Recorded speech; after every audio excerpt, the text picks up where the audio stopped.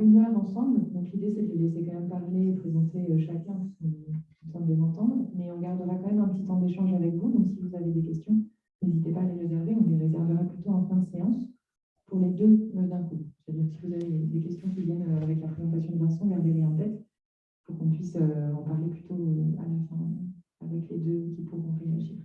Donc, je vous laisse la parole. Merci beaucoup encore d'être avec nous. Et c'est à toi, Vincent. Bonjour tout le monde, donc moi je suis Vincent Polleux, je vais présenter un petit peu mon parcours pour inspirer la relève qui est dans la salle aujourd'hui. Et puis en vidéo, pour ceux qui ne sont pas avec nous.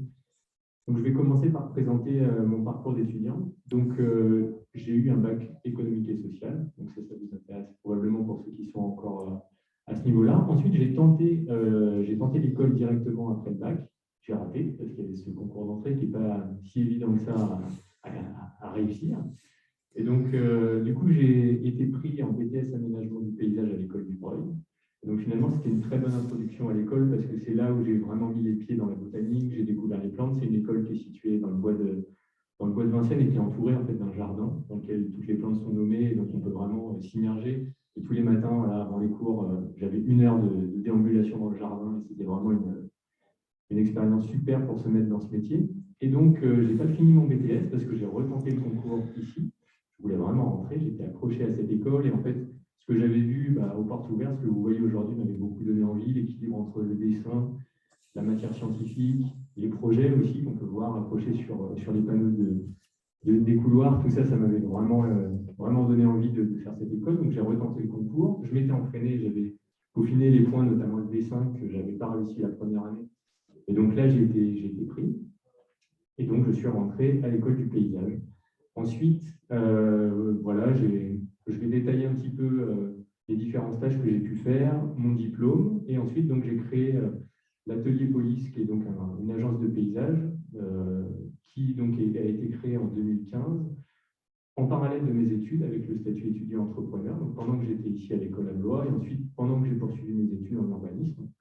Et donc, je suis à plein temps maintenant dans cet atelier avec mes trois associés et un salarié aujourd'hui depuis 2018. Donc ça, c'est mon stage de première année, stage Chanvès, donc que j'ai fait à Utrecht, aux Pays-Bas. Donc voilà, c'était en 2012. C'était un stage qui est intéressant parce que c'était dans le jardin botanique de l'université. Donc là encore, j'étais pas dans mon univers, mais voilà, j'étais entouré de plantes. C'est un stage qui est très pratique, qui vous met les mains dans la terre. Voilà, donc ça vous met en contact direct avec le végétal, avec la biodiversité qui vit dans les jardins. Et c'était aussi une première expérience pour moi de vivre à l'étranger tout seul, voilà, dans une coloc, avec d'autres étudiants qui ne parlaient pas forcément ma langue. Donc c'était aussi une expérience humaine très enrichissante.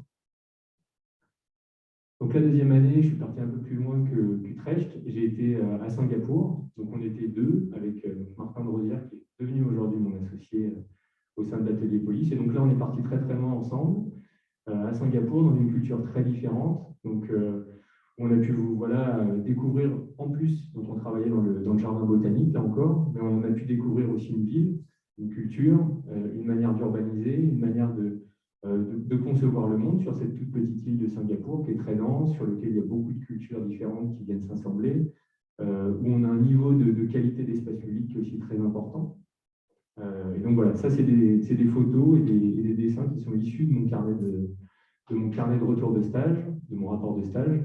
Donc ça aussi c'est quelque chose que je n'ai pas forcément montré au début, mais ce carnet de stage, c'est vraiment un carnet de bord, un carnet de route dans lequel vous allez être amené à dessiner, à photographier, à vous approprier un peu les lieux que vous découvrez pendant ce stage. Et ça aussi, ça fait partie de... C'est pas juste un voyage, ces stages, c'est aussi, on en rapporte des choses, on en dessine des bouts, et c'est des éléments qui sont vraiment riches à la fin. Voilà, moi, je suis toujours très content de pouvoir feuilleter ces différents rapports que j'ai faits. Donc, en troisième année, à l'inverse des 2 premières années où on est plutôt sur des stages dits ouvriers dans lesquels on cherche à aller dans des jardins botaniques et à se mettre dans un rapport très concret avec la nature, en troisième année, on cherche plutôt à aller dans des stages, alors je pense que c'est toujours comme ça, soit en agence, soit en maîtrise d'ouvrage, voilà, en troisième ou en quatrième année. Donc moi, j'ai fait mon stage de 3e année chez Michel Desvignes, donc une des grandes agences parisiennes de paysage, donc qui à l'époque tournait avec à peu près une quarantaine de salariés. Donc voilà, je parle d'une grande agence, mais pour des gens qui sont dans d'autres domaines, 40 personnes, c'est pas grand-chose, c'est une petite PME, c'est très familial aussi. Donc là, on est quand même dans une agence qui est bien installée, qui a des projets partout dans le monde. Et donc moi, j'ai eu la chance de travailler dans l'atelier maquette. Souvent, en stage d'agence, on travaille beaucoup sur les ordinateurs, hein, qui est le gros quotidien de notre métier de paysagiste ensuite.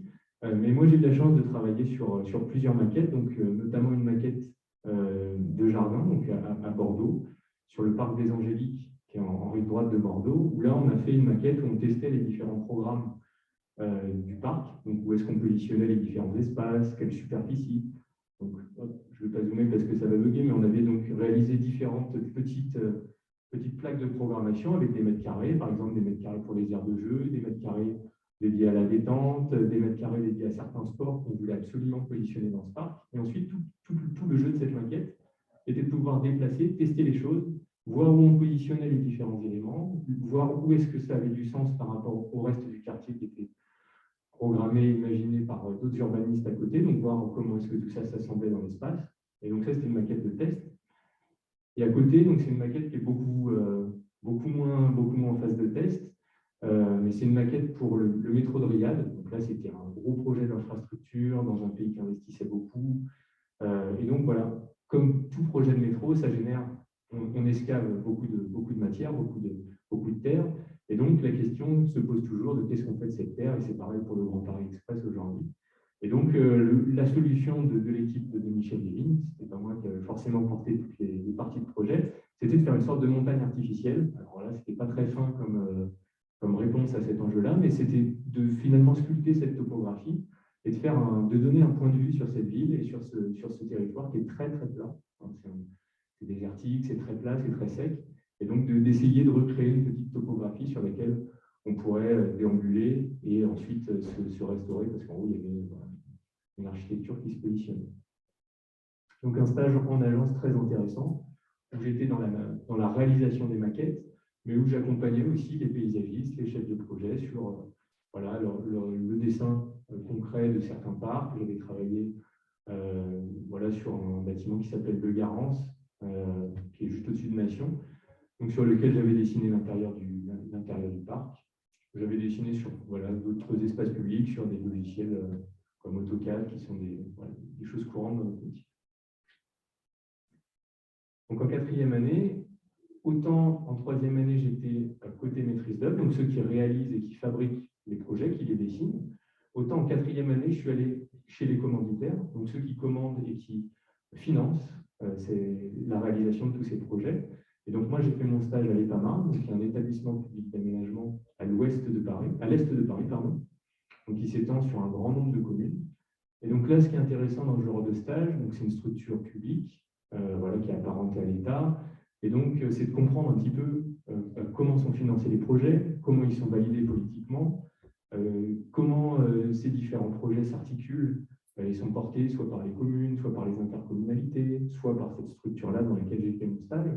Et donc ça, c'est un jeu en fait d'acteurs qu'on a souvent du mal à comprendre quand on est jeune paysagiste. Nous, on se dit, bah, je dessine cette place et puis ça va se faire. Non, pour réussir à dessiner et que cette place se fasse telle qu'on l'a imaginée ou se parte telle qu'on l'a imaginée, bah, il faut réussir à convaincre et à mettre d'accord différents acteurs, le maire, les habitants qui vont vivre ensuite dans ces espaces, les financeurs, des structures partenaires aussi qui vont aussi financer des morceaux de ces espaces-là. Et donc c'est aussi à la fois, il faut être bon sur le dessin et réussir à faire en sorte que le dessin tienne debout et soit cohérent, mais aussi être bon sur la manière de convaincre ces différents partenaires pour que tout le monde se dise « Ah ouais, ok, on y va, on finance, ça va se faire. » Et là seulement, le projet peut voir le jour. Donc là, c'était toute cette logistique-là que j'ai pu observer dans ce stage-là, en 4e année, donc, notamment en travaillant sur le projet donc, de la Cité des Cartes, qui est un campus universitaire à l'est de Paris, donc qui concentre plein d'écoles. Et donc, c'est un projet urbain qui est sorti de terre depuis déjà très longtemps.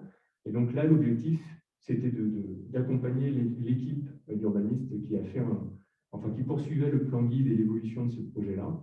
Et donc, moi, j'étais dans la structure de maîtrise d'ouvrage et j'organisais les réunions avec ces équipes pour voir, voilà, les aider à avancer, voir les points de blocage, essayer de mettre d'accord les élus par rapport aux points de projet. Et donc, j'avais aussi travaillé sur une des franges de cette cité des cartes, donc, sur lequel il y avait une série d'étangs. Et donc, moi, j'avais travaillé sur un projet d'espace public, mais là, c'est moins le cas courant de ce qu'on fait dans la maîtrise d'ouvrage. Et donc, le dernier stage de 5e année, là, je l'ai réalisé au sein de l'atelier police, donc mon agence aujourd'hui. C'est une agence qu'on avait, qu'on avait commencé à construire en l'année d'avant, 2014. Et en 2015, on a réussi à faire ce stage au sein de notre propre structure grâce au statut d'étudiant entrepreneur, qui nous a permis en fait de développer déjà les premières bases de notre agence. Donc, on avait travaillé notamment sur un projet qui nous avait été confié par la communauté de communes, la communauté d'agglomération dans laquelle nous vivons avec Martin, qu'on voit sur la photo. Donc, on avait dessiné un morceau de parc qui est en bord de Marne, qui était déjà assez grand, sur lequel il y avait des problématiques de comment est-ce que ce parc fonctionne avec les différents niveaux de crue de la Marne, qui sont importants à ce moment-là. Et puis, c'était un stage où on avait aussi travaillé sur la manière courante de comment est-ce qu'on gère une agence au quotidien, donc comment est-ce qu'on répond à des marchés publics qui nous font vivre aujourd'hui, comment est-ce qu'on fait de la comptabilité, donc c'est les premiers rendez-vous chez les comptables, comment ça fonctionne une comptabilité, etc. C'est là aussi où on a créé notre site web, donc, qui est une vitrine pour nos petites agences. Voilà, il n'y a pas grand-chose qui permette de nous faire connaître. Le site web en étude, donc on l'a créé à ce moment-là. On avait questionné aussi notre logo. Alors là, on avait passé, pas une semaine, mais on avait passé beaucoup de temps sur ce stage à questionner les différents logos, qu'est-ce que ça voulait dire, est-ce qu'on met des feuilles, est-ce qu'on met pas de feuilles, enfin voilà, c'était compliqué. Donc ça, c'était un stage, et c'était une vraie opportunité pour nous de réaliser ce stage de 5e année dans tous les deux déjà. On n'avait pas de local, on était chez les parents de Martin ou chez les miens. Et donc, voilà, on a pu travailler et réfléchir comme ça à la manière dont on avait créé cette agence. Donc ça, c'est mon diplôme de 5e année que j'ai réalisé sur le site d'Eveux à Orly, donc qui est grosso modo ici sur la maquette. Donc cette année-là, cette année de diplôme, elle est très, très riche parce qu'elle vous permet de prendre le temps de découvrir un site, de poser un diagnostic et ensuite de construire un projet. Et donc moi, j'avais travaillé sur ce site-là qui accueille une usine de potabilisation de l'eau. Donc en fait, l'eau était pompée dans la Seine, traitée dans ce grand site, qui fait une grosse vingtaine d'hectares. Et donc, tout le projet que j'avais développé pour ce mémoire, c'était d'optimiser la place dédiée à l'usine de potabilisation et de libérer du sol, du foncier, pour réaliser et pour accueillir d'autres usages, donc un quartier et un parc, qui permettait de reconnecter la ville d'Orly à la Seine. Parce qu'aujourd'hui, la liaison est un peu bouchée par cette usine, et donc la ville d'Orly a du mal à s'approprier ces berges. Et donc, à la sortie de l'école, j'ai continué en urbanisme, donc au sein du master à mur des ponts et chaussées, qui dure une quinzaine de mois. Et donc là, j'ai travaillé, alors je vous ai mis juste un exemple, mais c'est encore une autre porte ouverte que vous ferez quand vous serez un peu plus âgé. Et donc, ce master-là, finalement, je l'ai poursuivi pour essayer d'avoir un autre regard que celui du regard du paysagiste, qui est très riche déjà, et essayer de voir comment est-ce que d'autres professions et les urbanistes approchaient les territoires, les construisaient. Et donc, voilà, ça m'a donné un nouvel éclairage sur mon propre métier. Et donc, j'ai travaillé notamment sur ce site à Tokyo, qui était aussi fascinant parce que c'est un site qui est dans la baie de Tokyo et qui grossit au fur et à mesure que les déchets s'accumulent sur ce site. Donc, en fait, vous voyez sur cette image, c'est une île dans laquelle tous les déchets de Tokyo sont stockés par couche et génèrent un nouveau sol. Et en fait, toute la baie de Tokyo s'est construite comme ça, c'est ce qu'on appelle un polder. Alors en France, on fait des polders souvent avec du sable ou avec des matériaux de remblai. Chez eux, ils le font avec des déchets qu'ils empilent, un petit peu comme, vous voyez ces gâteaux avec les différentes couleurs. Donc ils mettent une couche de déchets, une couche de sol, une couche de déchets, une couche de sol. Et comme ça, ils font progresser la terre sur la mer. Et ils ont toute la baie de Tokyo, et il y a des centaines et des centaines d'hectares qui ont été pris sur la mer dans la baie de Tokyo. Et donc, l'objet de ce projet était de travailler sur le dernier site d'enfouissement de ces déchets, qui est encore en train de se construire aujourd'hui, et de voir quel était son usage, parce qu'on crée du sol, mais il n'y a pas forcément d'usage qui est associé et qui est programmé par les autorités publiques. Et donc nous, voilà, on avait essayé de questionner les différents scénarios. Est-ce que ce serait un port? Est-ce que ce serait une zone d'activité? Est-ce que ce serait un site naturel? Et qu'est-ce qu'on sait? Quel serait le devenir possible de cette île? Et donc c'est une île qui a quand même accueilli depuis les derniers JO de Tokyo, avec, vous le voyez en bleu, tout ce qui était épreuves d'aviron qui se sont situées juste ici. Donc voilà. Bon, le délai. Alors maintenant, je vais vous parler un petit peu de la création de l'atelier police. Comment est-ce que ça s'est fait? Donc on a créé en 2015. On a eu une grosse phase où on a fait surtout beaucoup de concours d'idées, où on avait quelques missions qui nous étaient confiées soit par notre commune d'origine, à Martin et à moi, soit par le territoire duquel on est originaire. Et on a travaillé aussi en accompagnant des architectes sur les abords en fait, de leur projet. Et ensuite, à partir de 2018, donc ça c'était un temps où, vu qu'on était toujours étudiants, c'était des missions qu'on réalisait le soir, qu'on réalisait le week-end, pendant nos vacances, sur lesquelles voilà, on avait très peu de temps à accorder. Donc on avait peu de missions, peu de chiffre d'affaires. En même temps, vu qu'on était étudiants, on avait beaucoup d'autres choses à gérer et ce n'était pas notre priorité. En 2018, on s'est mis à 100% dans l'atelier police. Donc on a clôturé ce statut d'étudiant entrepreneur et là on s'est mis vraiment dedans. On a répondu à notre premier marché public. Et donc, on a structuré notre activité autour de trois domaines, en fait. Le plan de paysage, je détaillerai un peu qu'est-ce qu'un plan de paysage. La revitalisation des centres-bourgs, donc comment est-ce que les villages se développent et vivent. Et certaines études voilà, plus opérationnelles de maîtrise d'œuvre. Donc là, on cherche à dessiner des berges, on cherche à accompagner une commune dans sa stratégie de plantation d'arbres, on réalise un nouveau quartier, ce genre de mission.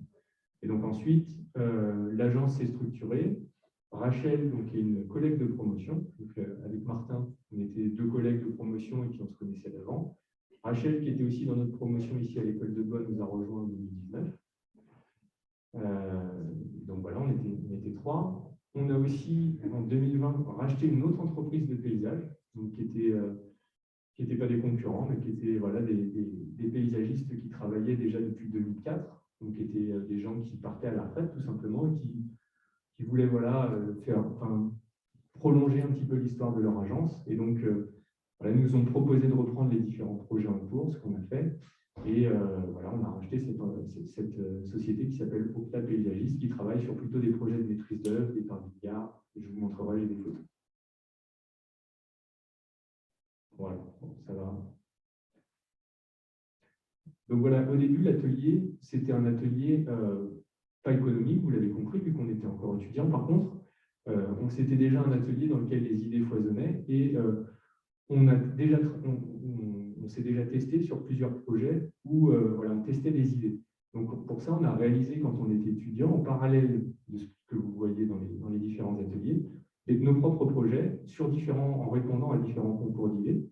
Donc, le premier qu'on ait fait en 2014, c'était un concours sur l'habitat flottant. Donc, voilà, comment est-ce que les villes pouvaient se développer sur l'eau. Donc là, on avait fait voilà, différentes propositions avec des modules flottants qui s'assemblaient. On a fait un deuxième concours ensuite dans la lagune de Venise, où là, c'est une île de cette lagune qui est soumise du coup à l'érosion, qui est soumise aussi à un passé un peu compliqué. Donc, tout le concours d'idées était comment est-ce qu'on réinvestit cette île, quel usage on lui donne, comment on arrive à l'habiter de nouveau et à lui donner du sens dans la lagune. On avait travaillé ensuite sur d'autres concours d'idées à Shenzhen, par exemple, où là, le projet n'était pas très abouti parce qu'on connaissait très mal cette culture qui est très différente de la nôtre. Donc, nos propositions n'étaient probablement pas très intéressantes. Par contre, on avait testé graphiquement beaucoup de choses. On s'était donné du mal, inspiré par les cours de dessin qu'on a eu à l'école. Et donc, on avait essayé de réfléchir à une expression graphique comme ça, très colorée, de ce que pouvait être cette métropole. On a ensuite travaillé sur un autre concours d'idées à Logne, donc en banlieue parisienne, par chez nous. Et donc là, c'est un projet beaucoup plus construit, où on avait aussi d'autres membres de l'équipe. Tous ces concours d'idées-là, on les a fait pas que tous les deux avec Martin, on a associé aussi d'autres membres de promotion ici à l'école de Blois, ou alors des collègues architectes qu'on pouvait croiser, des ingénieurs aussi, ou des géographes qu'on pouvait intégrer à nos équipes. Ça, c'est un concours qu'on a fait à Châlons. Donc, c'était la première fois qu'on était toujours étudiants et cette ville de Châlons en Champagne avait lancé un hackathon. Donc, on avait 24 heures pour donner des propositions pour essayer de réinsuffler un peu de vie dans leur centre-ville. Et donc, nous, on avait fait différentes propositions, dont une, celle de me positionner. En fait, on avait travaillé cette question de la revitalisation de ce centre-ville par la lumière, inspirée par certains cours de l'école, là encore, qui a les cours de lumière ici à Blois. Et donc, on avait proposé notamment un éléphant lumineux qui serait positionné sur un des points d'eau de ce jardin. Et donc, finalement, c'est l'idée qui est restée et qui s'est concrétisée ensuite par la suite. Et c'était la première fois qu'on voyait une de nos idées qu'on avait pensées sur le papier, dessinées, se réaliser dans la vraie vie. Et donc, on était reparti prendre des photos de cet éléphant lumineux qui était resté tout un été sur ce centre de jardin. Et donc voilà, on a poursuivi comme ça toute cette exploration d'idées dans différents secteurs, en testant voilà, des modes de représentation, en testant des réponses à certains enjeux qui posent problème, les enjeux climatiques, les enjeux de mobilité, la manière dont on peut construire les villes, s'approprier des espaces naturels. Donc voilà, on a testé ça à Guebwiller notamment, à Sao Paulo, un peu plus loin, ou sur la vallée de la Seine. Donc ça, c'était les concours d'idées qu'on a réalisés pendant qu'on était étudiant pour construire un peu cet atelier avant de se lancer. Et donc ensuite, voilà, depuis 2017, on réalise différentes études. Donc ça, c'est nous, et à côté, c'est la carte de nos projets. Donc déjà, on travaille partout en France. Le paysagiste, il peut avoir un ancrage très local, essayer de changer ce qui se passe autour de chez lui, et nous, c'est un peu le cas. Donc, on est originaire de banlieue parisienne, et on a beaucoup de projets qui sont juste autour de chez nous. Mais on a aussi des projets qui sont très très loin, et qui sont aussi très intéressants. Déjà parce que nous, en tant que paysagistes, on découvre notre pays, on découvre la France, on découvre ses différents paysages, et ça, c'est une vraie richesse. La France, ça compte 2800 unités paysagères. Donc ça, c'est une richesse incroyable à l'échelle de la surface de notre pays. Et donc, avec certaines de nos études, on est amené à aller découvrir ces paysages, à les qualifier avec les habitants, avec les élus qui habitent ces territoires et à imaginer leur évolution. Donc ça, on réalise ce genre d'études, notamment à Étretat, à Rennes, dans le Jura aussi, un peu dans les Alpes. Voilà, on reste quand même dans la partie nord du territoire pour des soucis de logistique, mais voilà, c'est quelque chose qu'on aime, de pouvoir aussi avoir des études qui nous dépaysent et qui nous apprennent encore aujourd'hui, au quotidien, de nouvelles choses sur la manière dont les paysages se sont construits et dont on peut les imaginer localement différents dans l'ouest que dans le nord ou que dans le sud. Donc ça, c'est un plan de paysage, par exemple, que je suis et qui est en train de se construire autour du grand site d'Étretat, Falaise Côte d'Albâtre. Donc, hop, je me situe.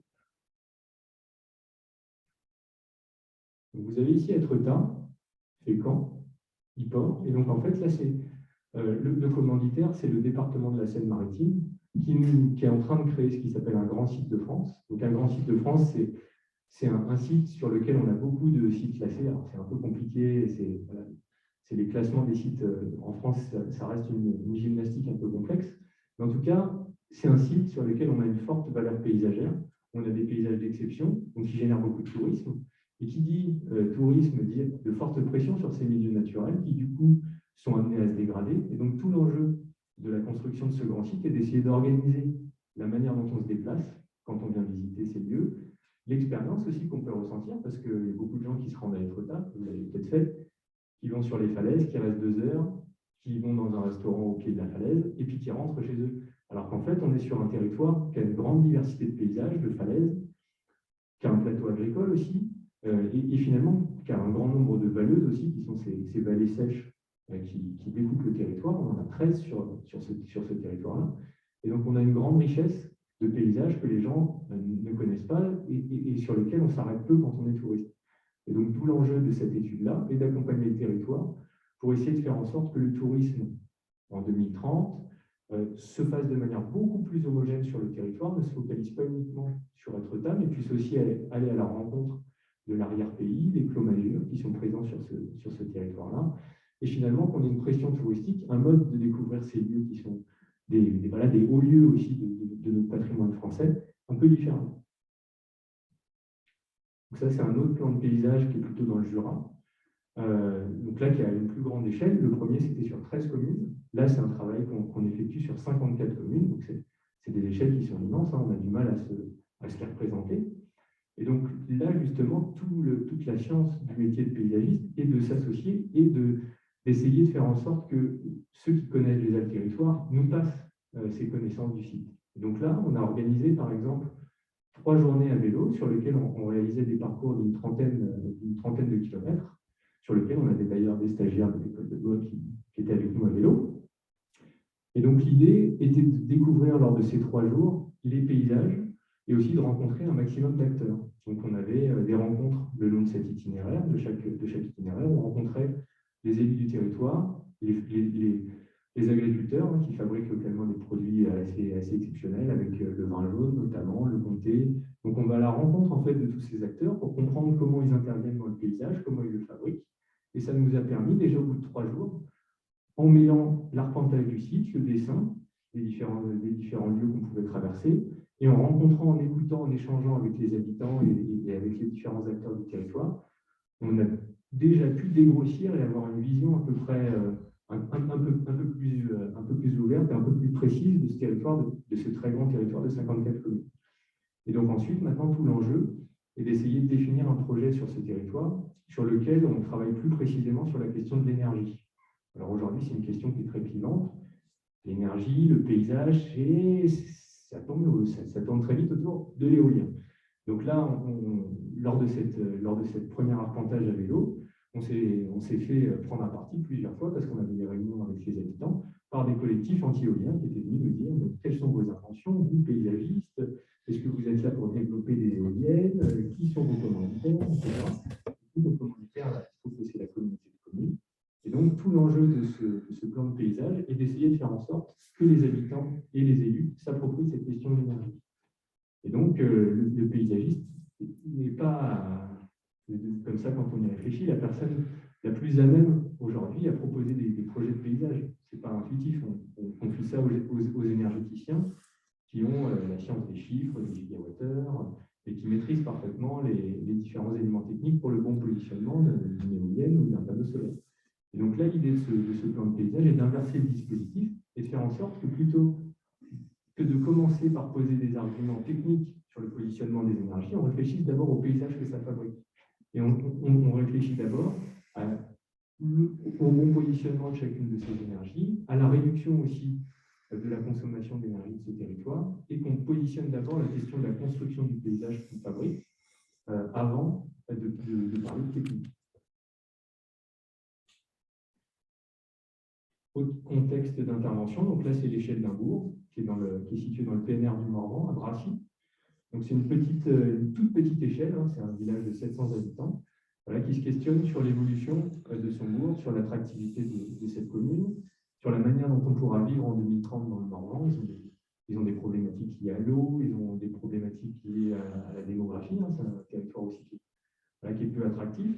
Et donc voilà, on a travaillé là encore beaucoup avec les habitants, avec les élus, pour essayer de trouver les éléments qui font qu'on ait envie de venir vivre dans ce village, et puis ensuite répondre aussi aux enjeux de cette commune qui a beaucoup de projets, qui a une vie associative, donc ils ont envie de construire une salle des fêtes, mais comment bien construire une salle des fêtes sans dénaturer leur centre-bourg, c'est répondre à ce genre de questions.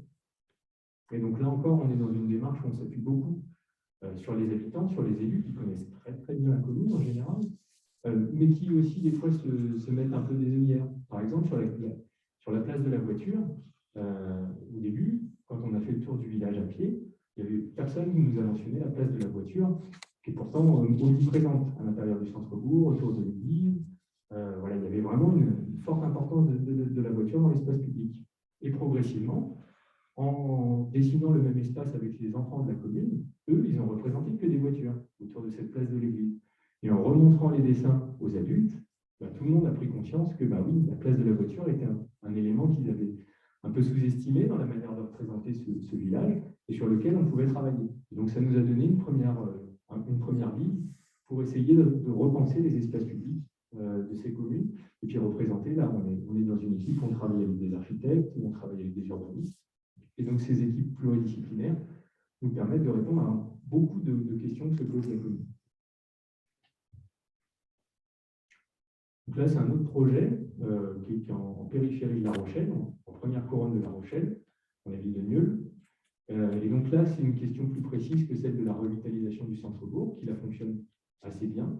Par contre, il y a un foncier qui était un espace qui est aujourd'hui occupé par un point B, vous savez, le vendeur de matériaux en gros, qui prenait beaucoup d'espace et qui, au début, dans les années 50, quand il s'est implanté, était à la limite de la ville. Donc finalement, il ne gênait personne. Et progressivement, ce site-là a été rattrapé par une marée de lotissement qui s'est construite progressivement tout autour de lui, jusqu'à être une petite enclave non bâtie, un peu en friche, avec un stockage plus ou moins organisé. Donc ça a commencé à poser problème un peu aux riverains. Et la mairie s'est posé la question d'acquérir ces terrains pour essayer de les transformer et d'inventer une nouvelle pièce, un peu comme un puzzle, dans cette ville. Et donc là, on a accompagné la commune pour essayer de définir comment est-ce que cette pièce du puzzle qui manque aujourd'hui peut s'assembler avec les différents espaces de la commune existants, donc avec les différentes polarités de vie, les espaces publics, les équipements publics, les sites sur lesquels on peut, les espaces commerciaux, etc. Et donc là, le projet était vraiment plutôt lié à la casquette de l'urbanisme, mais le paysagiste peut aussi dessiner les quartiers. Et donc, on a travaillé donc, sur le dessin, le positionnement du quartier, pourquoi est-ce qu'on met les différentes hauteurs de bâtiments à ces endroits-là, etc. Le dernier registre, c'est celui de la maîtrise d'œuvre. Donc, je suis parti au début des plans de paysage avec une échelle très grande sur plusieurs communes, où là, on cherche plutôt à faire en sorte que ces paysages trouvent leur place, trouvent leur intérêt, leur cohérence. Ensuite, on a l'échelle un peu intermédiaire de l'accompagnement des villes ou des intercommunalités, mais qui ont des questions beaucoup plus précises. Comment est-ce qu'on construit ce quartier? Comment est-ce qu'on renoue avec le fleuve? Voilà, ce genre de questions. Et donc, la maîtrise d'œuvre, c'est le bout de la question. C'est comment est-ce qu'on construit, comment est-ce qu'on donne corps à ce que vous avez imaginé juste avant. Donc, c'était bien beau à cette échelle-là de nous dire, il nous faut un parc pour faire la transition entre des espaces d'activité et des espaces de logement. Mais là, il faut résoudre qu'est-ce qu'on va planter, quelles essences, pourquoi. Est-ce que ces essences, elles sont bien choisies par rapport au sol? Est-ce qu'elles génèrent aussi du paysage de qualité localement? Est-ce qu'elles s'inscrivent bien? Est-ce qu'elles participent à la qualité de ce qu'on est en train de construire ou pas? Et on est dans la réponse concrète à la manière dont on fabrique tout ce qu'on avait imaginé avant. Et donc, on est aussi dans le suivi de chantier, qui est une phase importante de notre métier, sur lequel toutes ces belles idées qu'on a imaginées avant peuvent se détruire. Si le chantier est mal suivi, vous avez beau avoir un dessin qui est parfait, un choix des essences, un choix des revêtements et du mobilier qui est très bien. Si l'entreprise n'est pas suivie et qu'elle fait n'importe quoi sur le chantier, votre projet, au bout, fonctionnera un peu moins bien. Voilà, donc ça, c'est des exemples de chantiers sur lesquels on a travaillé donc dans différents contextes, des parvis de gare, des squares, des parvis d'école. Voilà. Ça vous donne un peu... et sur lequel on a beaucoup travaillé cette phase de matérialité où le choix de chaque bordure, chaque banc, chaque élément de la palette végétale, donc un peu comme la palette d'un artiste, nous on essaye quand on construit nos espaces, nos parcs, d'utiliser cette palette et d'avoir une palette la plus riche possible, à la fois pour créer un paysage qui est de la qualité, mais aussi parce qu'écologiquement, avoir de la diversité, c'est aussi intéressant. Et donc voilà, ça c'est différents exemples où on a essayé de se dépatouiller un peu avec tout ça. Alors ça fonctionne plus ou moins bien. Là par exemple, une petite CP, on aurait voulu l'avoir un peu plus grosse. Tout ne peut pas réussir dans ce qui sort de nos projets, mais il y a toujours des motifs de satisfaction et c'est intéressant de voir toute cette chaîne de projets, à la fois des grands territoires sur lesquels on peut rêver, on peut se questionner sur la place de l'énergie, sur la place de l'eau, sur l'évolution de nos cadres de vie, et puis en même temps se rattacher à des questions concrètes de la couleur de la bordure, est-ce qu'on a mis un peu plus rose, un peu moins rose. C'est ça la vie quotidienne du paysagiste, c'est d'avoir une transition d'échelle et de passer comme ça le lundi d'un territoire très grand, le mardi à l'échelle et la qualité ou la couleur d'un lampadaire, par exemple. Voilà.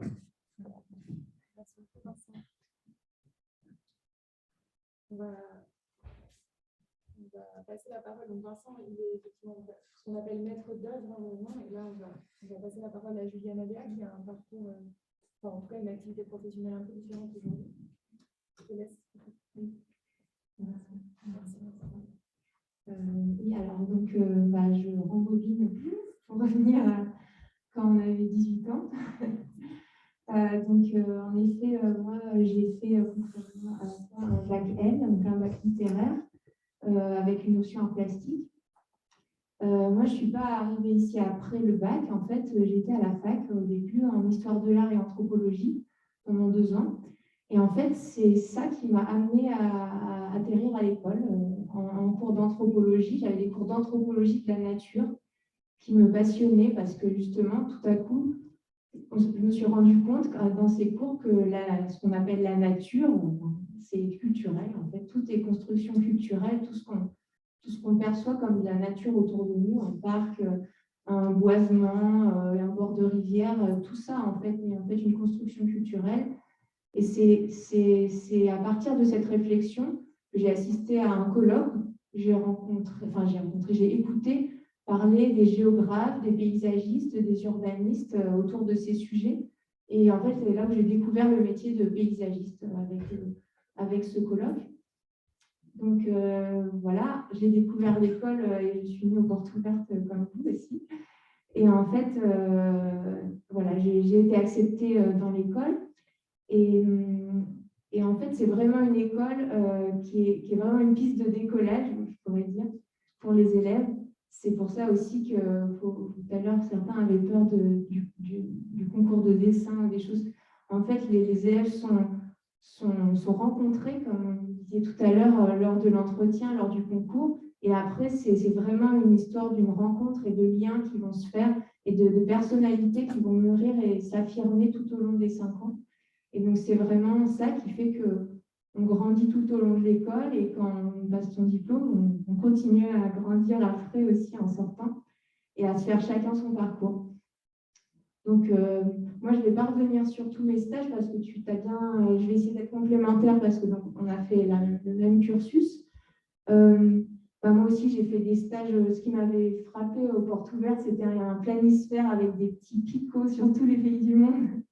Et je m'étais dit, mais c'est incroyable, on peut aller partout, on peut avoir des ailes, voler, aller un peu explorer le monde. Et donc, vraiment, l'école permet une grande ouverture culturelle dont on peut se saisir vraiment assez facilement.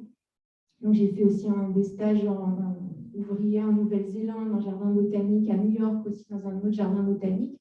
Et ensuite, des stages en agence où, oui, moi, j'ai fait plutôt des stages en agence. Et puis ensuite, voilà, un diplôme de fin d'études. Moi, ce qui m'a marqué à l'école, c'est vraiment la richesse et la complémentarité de toutes les matières et surtout l'ouverture d'esprit que ça apporte. C'est justement en bas, il y a la belle phrase de Aristote, enseigner, ce n'est pas remplir un vase, c'est allumer un feu. C'est vraiment, moi, je trouve ça, l'école, voilà, allume ce petit feu dans les personnes. En fait, les personnes ont déjà ça en elles, mais ça va vraiment les aider à se construire. C'est un accompagnement et ce n'est pas un bourrage de crâne, justement. Donc, chacun va avoir son parcours très différent et très personnel.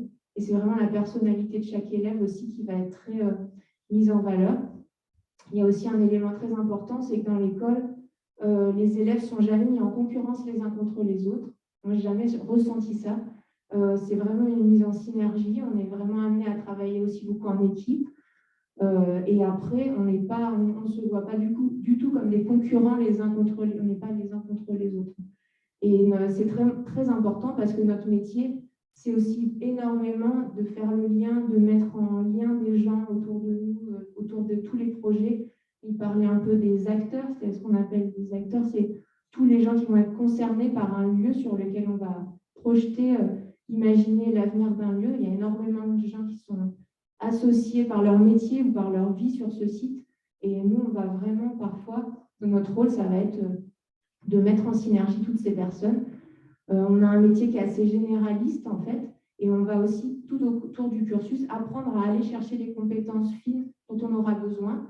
Par exemple, on a des initiations à l'hydrologie, mais on n'est pas hydrologue et on saura quand on a besoin d'un hydrologue pour vraiment faire les calculs, les bureaux d'études techniques qui font vraiment les calculs pour nous. En fait, nous, on est on est conscient de ça, mais on sait où sont nos limites par rapport à ça.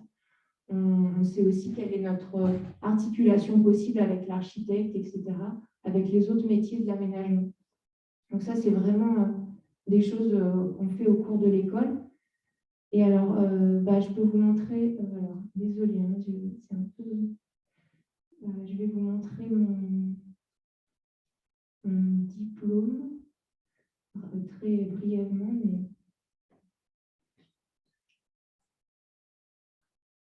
Ça marche pas. Ouais. Ah oui, voilà.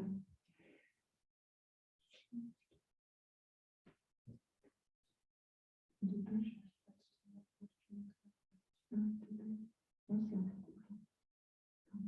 Excusez-moi.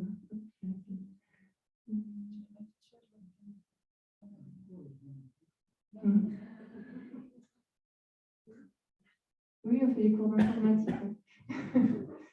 On est plus ou moins bon. Alors, attendez, ouais, voilà. Donc, ça, c'était mon diplôme que je présente juste rapidement.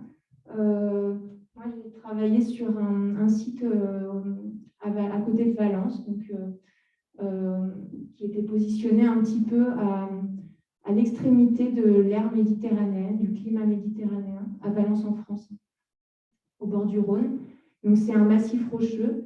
Et donc, notre travail de fin d'études, c'est tout d'abord de choisir un site, et parce que peut-être qu'il y a une problématique, quelque chose qui va nous intéresser, nous poser question sur ce site. Et donc, pendant toute l'année, on va vraiment questionner ce site, problématiser, définir les enjeux de ce site, quelles sont les questions que pose ce site et comment, en tant que paysagiste, je peux y apporter des réponses. Et donc, on est très, très libre dans cette année de diplôme des outils qu'on va pouvoir aussi utiliser pour porter cette réflexion. C'est vraiment un temps d'apprentissage, ce n'est pas un temps de cocher des cases et faire tout bien, c'est vraiment expérimenter, chercher, réfléchir, inventer des outils. Donc, par exemple, moi, j'ai beaucoup travaillé avec les enfants pour ce diplôme. Je suis allée dans plein d'écoles autour de mon site. Je leur ai dit, dessinez-moi ce rocher. Là, on voit un magnifique dessin d'un enfant de CE1, je pense à peu près, les enfants me dessinaient ce massif rocheux qu'il y avait juste à côté d'eux. J'avais besoin, comme tu disais tout à l'heure, d'avoir le regard des habitants du site, parce que nous, quand on arrive sur un site, on se fait notre propre perception du lieu. On apprend tout au cours de l'école à s'imprégner d'un lieu, à avoir une perception sensible d'un lieu, mais en même temps, on doit être aussi à l'écoute des perceptions sensibles de ceux qui y vivent, de ceux qui le pratiquent tout le temps. Donc, les enfants, c'était très, très intéressant la façon dont ils voyaient la finesse et la justesse de plein d'éléments qu'ils donnaient. Et ça, c'est quelques pièces graphiques de mon diplôme. Bon, je ne vais pas tout vous expliquer, mais en fait, l'idée, c'était de se dire ce massif rocheux est en calcaire. Et en fait, comme il était en calcaire, il absorbait beaucoup la chaleur par rapport au sol de Limon, de la plaine. Et donc, comme il était plus chaud, il avait une végétation déjà méditerranéenne, alors que dans la plaine, il y avait beaucoup moins de traces de végétation méditerranéenne. Donc, il avait un peu un positionnement avant-gardiste, on va dire, par rapport à l'effet du réchauffement climatique et de la montée du climat méditerranéen. Il avait une posture avant-gardiste un petit peu, et il pouvait, au sein de son territoire, s'emparer de ce rôle, en fait, et tout à coup, que ça soit utile aux habitants pour un petit peu se préparer à ce qui va arriver à l'ensemble de leur territoire. Ils avaient ici la chance d'avoir ce massif qui était un petit peu précurseur de cette évolution. Donc voilà, après, il y avait plein d'aspects différents. Il y avait aussi un aspect historique qui se rajoutait parce qu'il y avait des ruines de châteaux du Moyen-Âge tout en haut de ce massif, etc. Il y avait un aspect agricole aussi avec des vignes un usage agricole de cette montagne, de cette petite montagne, on va dire. Donc ça, c'était un peu pour mon diplôme. Ça, je peux juste en parler vite. C'était mon stage de fin d'études à l'agence Alexandre Chemetov. En fait, là, c'était, je ne vais pas reprendre parce que c'était la même chose que ce que tu as dit, mais j'ai travaillé aussi un peu en maîtrise d'œuvre sur, là, c'est des projets de maîtrise d'œuvre de place, par exemple, de place urbaine, sur des échelles très variées, comme toi. Voilà. Et par contre, ce que je peux vous montrer, c'est plus ce que je fais aujourd'hui. Alors, justement, je ne peux pas trop vous montrer. Peut-être tu peux un peu aller sur Internet. Je vais vous montrer vite fait. Alors, donc aujourd'hui, moi, je suis plus côté maîtrise d'ouvrage. Pas tout à fait, en fait. Je suis dans une structure qui s'appelle un CAUE, un conseil d'architecture, d'urbanisme et d'environnement qu'il y a dans tous les départements en France. Donc, on est un petit peu l'articulation, le genou entre les maîtres d'œuvre et les maîtres d'ouvrage. On va en fait faciliter ce travail.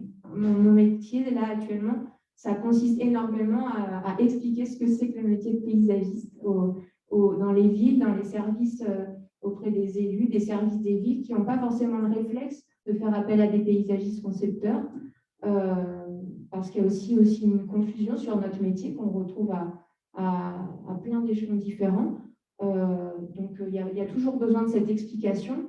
Et donc, dans les CAU, on a vraiment un rôle de médiation, d'explication, de sensibilisation à tous ces aspects-là. Donc, je vais juste vous montrer le type de projet que je fais, par exemple, actuellement.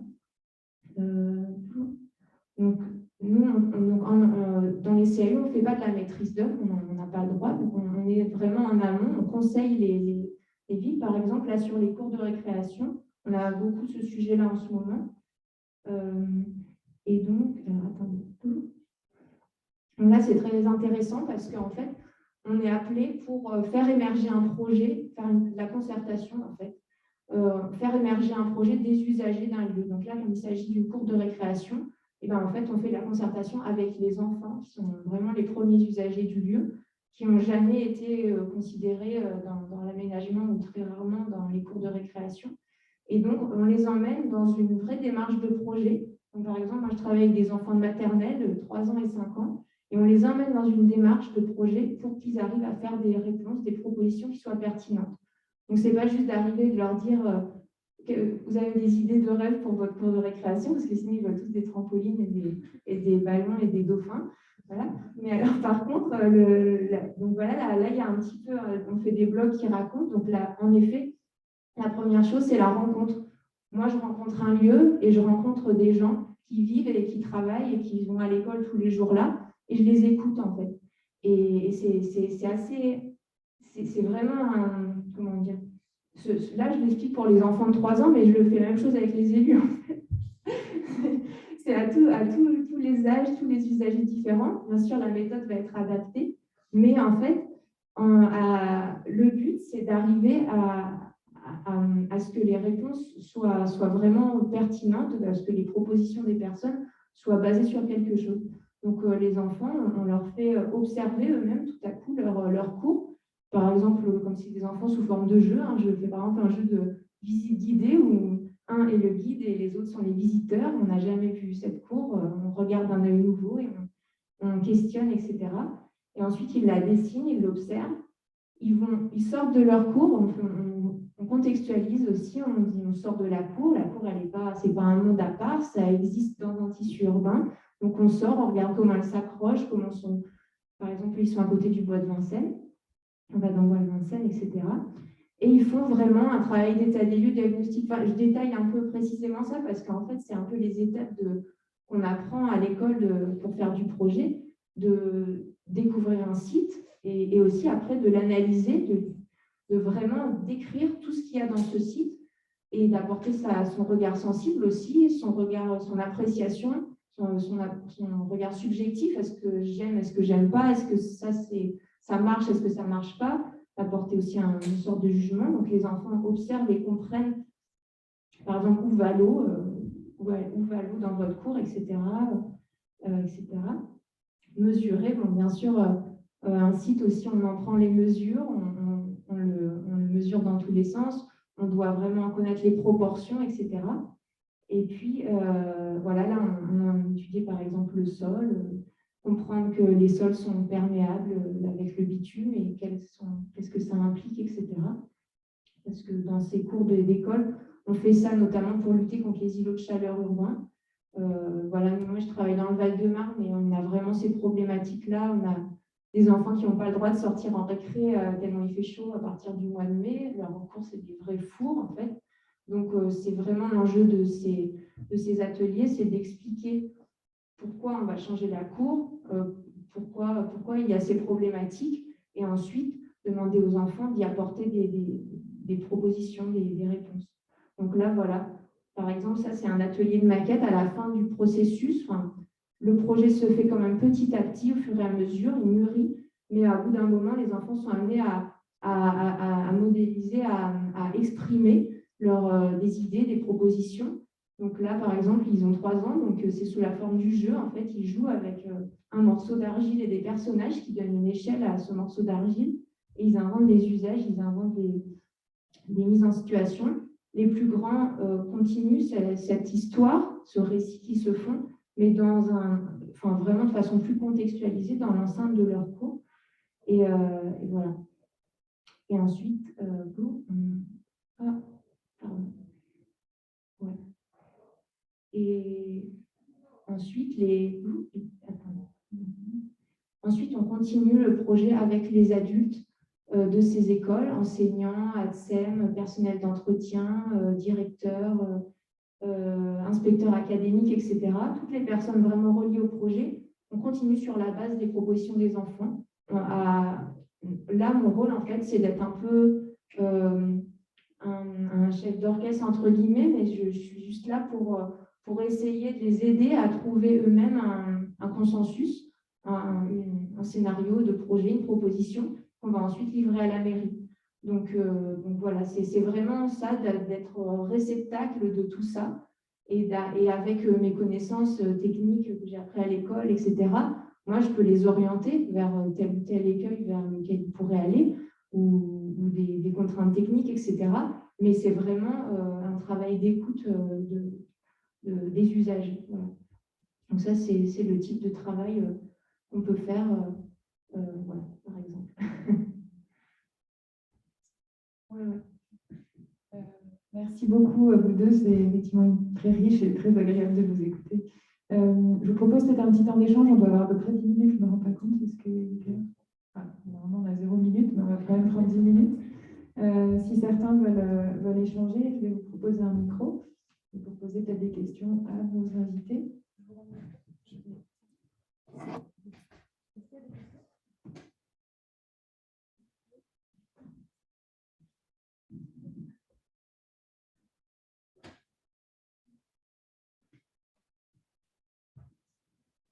Bonjour, merci beaucoup pour la présentation.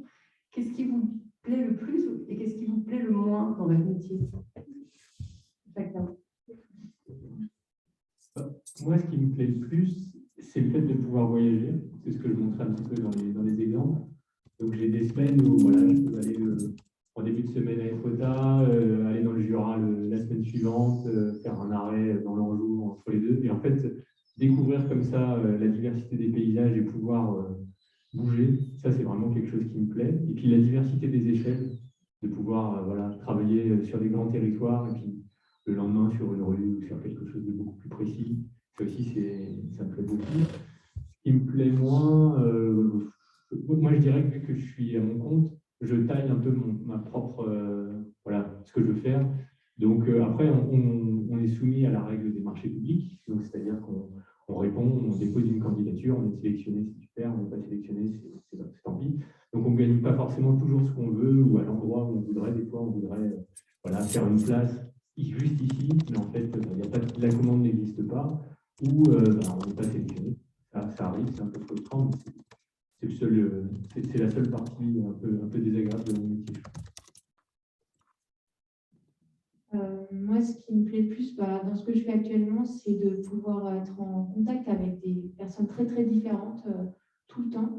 Que ce métier, ça nous pose dans une posture vraiment d'échange avec plein de gens. Donc, en effet, un jour, je peux être en réunion avec les élus de Vincennes et le lendemain, en atelier avec les enfants de 3 ans. Et le jour d'après, avec des services, l'urbanisme, espace vert, etc., d'une ville. Donc, c'est vraiment cette souplesse qui me plaît de de switcher comme ça entre plein d'interlocuteurs différents tout le temps. Et ça fait toujours rebondir et travailler vraiment notre souplesse d'esprit. Voilà. Après, moi, ce qui me plaisait le moins, c'était un peu bêtement, mais c'était tout ce qui était le dessin informatique. Voilà, c'est pour ça que je suis aussi partie plus sur ce rôle un peu de médiation, de sensibilisation, de conseil, et dans lequel je me plais beaucoup là, dans le CAUE, parce que tout simplement, j'avais peut-être moins cette patience et cette persévérance pour vraiment dessiner jusqu'au moindre détail les choses, mais tout en sachant que c'est vraiment très important qu'il y ait des gens qui s'y attellent et qui soient vraiment dans la maîtrise d'œuvre jusqu'au bout, quoi. Donc, dans toutes les étapes que tu as expliquées, voilà. C'est juste que chacun va avoir son parcours avec ses propres affinités et sa façon de s'inventer aussi sa posture dans le métier, quoi. Pour compléter aussi, des fois, on a un peu l'impression d'être un peu perdu, ou il y a des semaines qui sont assez étranges. Par exemple, c'est vrai quand on gère la nature d'une bordure, alors qu'avant, on travaille sur la stratégie énergétique d'un territoire qui fait 50 communes, on se dit, c'est un peu fou, quoi. Pourquoi est-ce que je m'acharne sur pourquoi je passe du temps sur cette bordure, alors que 50 communes ont besoin de nous et je n'ai pas résolu tel problème. Et donc, des fois, on a des semaines qui sont un peu étranges comme ça, et où on peut perdre un peu le fil et un peu le sens de ce qu'on fait. Mais c'est aussi en donnant de la qualité à cette bordure qui va servir à très peu de gens, mais elle va être essentielle et elle sera bien.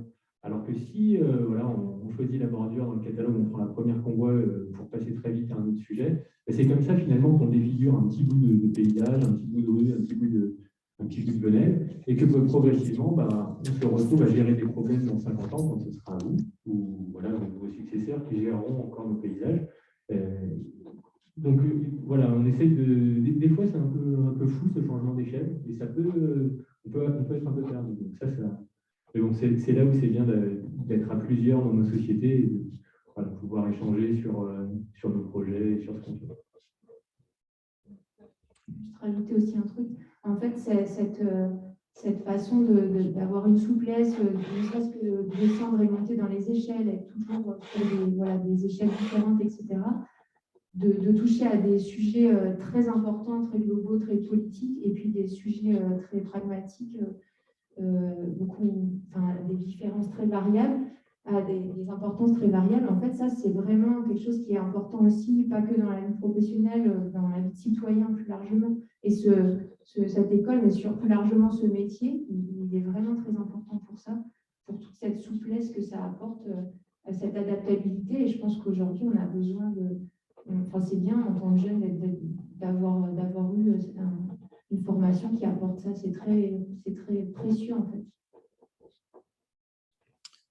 Moi, je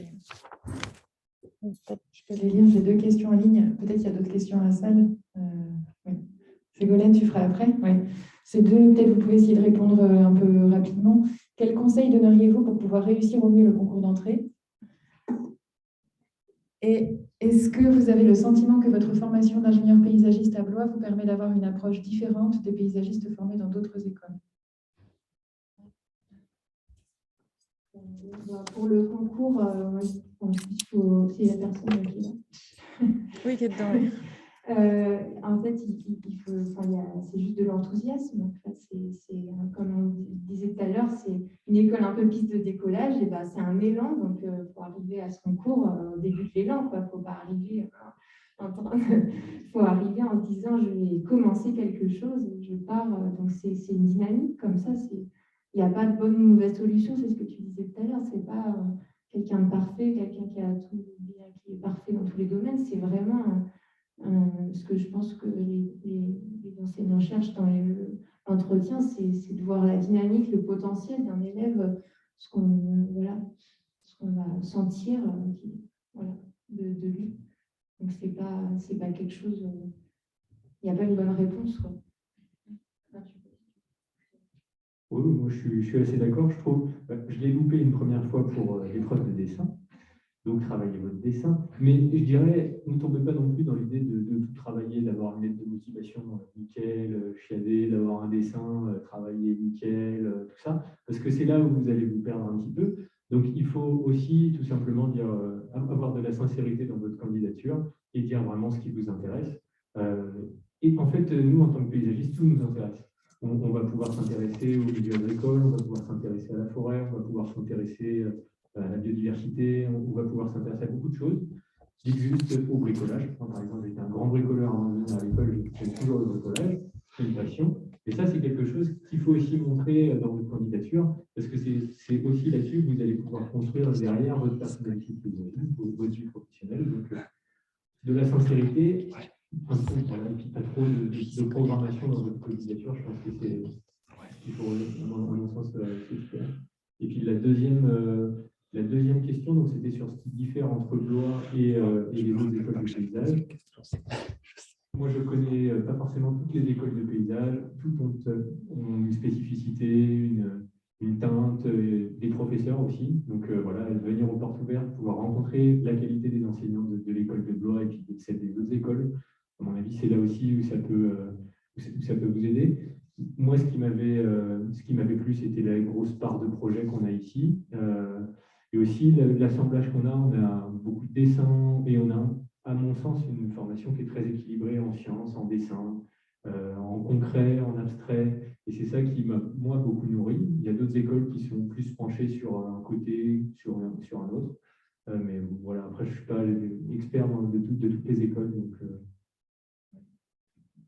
oui, moi, je vois aussi que côté vie professionnelle, les étudiants de voix sont très recherchés quand même. Enfin, je vous le dis quand même, parce qu'il y a une qualité de l'enseignement qui est vraiment très reconnue de la part des professionnels.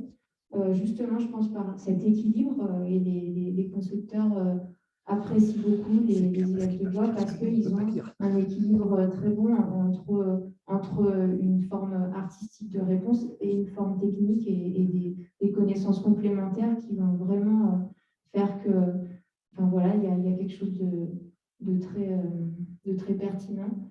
Et voilà, c'est juste que je pense que c'est une très bonne école. C'est la pub de l'école. Mais... Il y avait une question pour Ségolène au fond. Juste une petite question pour Vincent. Qu'est-ce qui a motivé le fait de créer l'agence pendant le cursus et pas après? Alors, c'est juste que quand on était en stage de 4e année, Martin, c'est son stage, donc Martin qui est mon associé, c'est son stage dans une Comcom, qui lui a dit, cette Comcom ne l'avait pas rémunéré pour son stage. Donc, il était un peu penaud de se dire, bon, on l'a pas rémunéré, il a bien travaillé, c'est quand même dommage.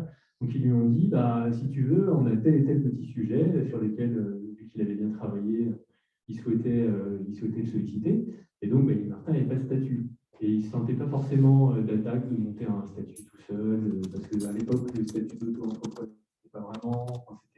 Du coup, nous, on se connaissait déjà depuis longtemps. On avait l'idée d'être assez indépendant dans notre vie professionnelle plus tard. Donc, il m'a dit est-ce que tu veux qu'on essaie de faire ça tous les deux? Et puis, c'était compliqué pour lui de répondre à une commande alors qu'il était tout seul et qu'on était étudiant. Il ne savait pas comment gérer sa week-end pendant ses vacances. Donc, il s'est dit qu'à deux, c'était plus simple. Et donc, on s'est lancé comme ça. Et puis, à côté, il y avait tout ce que je vous ai montré sur les concours d'idées, où en fait, on avait déjà testé plein de choses, nos projets, d'idées, et puis de manière de travailler ensemble, ce qui fait qu'on avait déjà plein de réflexes. Et donc, on a préféré, enfin, du moins, voilà, c'est un peu par opportunité qu'on a créé cette structure pendant la période d'études. Ça nous a quand même donné une liberté et puis aussi se dire, on ne fait pas le gros saut dans le vide quand on sort de l'école, où on se dit « Ah, c'est le moment, il faut que je trouve un emploi, ou il faut que je monte quelque chose ». Ça a permis de faire les choses en fait très en douceur, surtout avec ce stage de 5e année où du coup on était déjà dans l'atelier. Et donc voilà, on a eu l'atelier 2 ans en fait, mais en parallèle, on s'est fait un peu comme on pouvait. Et puis au bout d'un moment, on s'est dit « Tiens là, c'est bon, on est prêt, c'est sérieux, on y va à plein temps ». Mais ça a fait une phase de transition que j'ai trouvée assez souple et agréable, quoi.